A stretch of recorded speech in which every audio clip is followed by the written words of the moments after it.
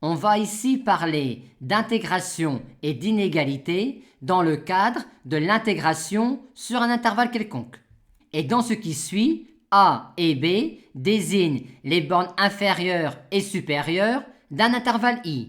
Par exemple, si I est cet intervalle-là, A égale 0, B égale plus infini. Si I est cet intervalle-là ou celui-là, A égale 0, B égale 1. Résultat 1. Si petit f est une fonction continue, éventuellement par morceau, et positive sur I, c'est-à-dire au moins sur l'intervalle ouvert d'intégration AB, est telle que l'intégrale de A à B de f de t dt converge, on peut alors dire que l'intégrale de A à B de petit f est positive.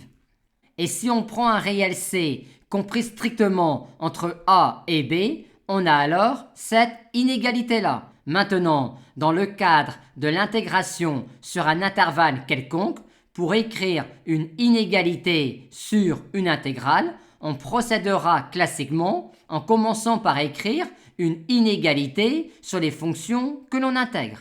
Et que gagne-t-on quand on se place dans le cadre de l'intégration sur un intervalle quelconque? On gagne que pour passer de là à là, il suffit que l'on ait une telle inégalité uniquement sur l'intervalle ouvert d'intégration. Mais la contrepartie, c'est qu'il faut bien s'assurer que l'on puisse parler de l'intégrale de f de A à B et de l'intégrale de g de A à B. Maintenant, dans le cadre de l'intégration sur un intervalle quelconque, sous quelles hypothèses pourra-t-on aboutir à la nullité de petit f sur un intervalle à partir de la nullité de son intégrale entre A et B? Si on a petit f qui est une fonction continue et positive sur au moins l'intervalle ouvert d'intégration, alors si l'intégrale de f de A à B existe et qu'elle est nulle, on pourra alors en déduire que petit f est nul au moins sur l'intervalle ouvert d'intégration.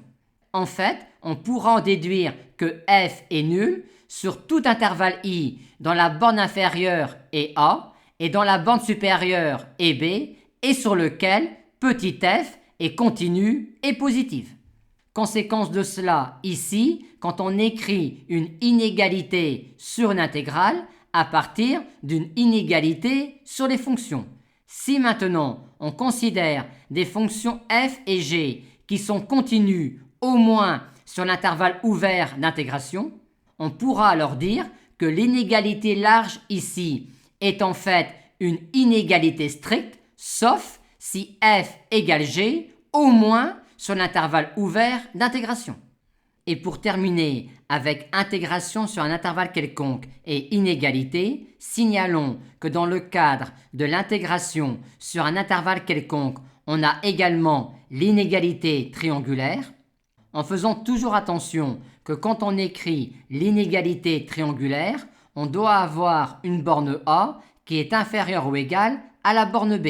Et en plus, dans le cadre de l'intégration sur un intervalle quelconque, l'inégalité triangulaire n'est possible que si l'intégrale de petit f converge absolument.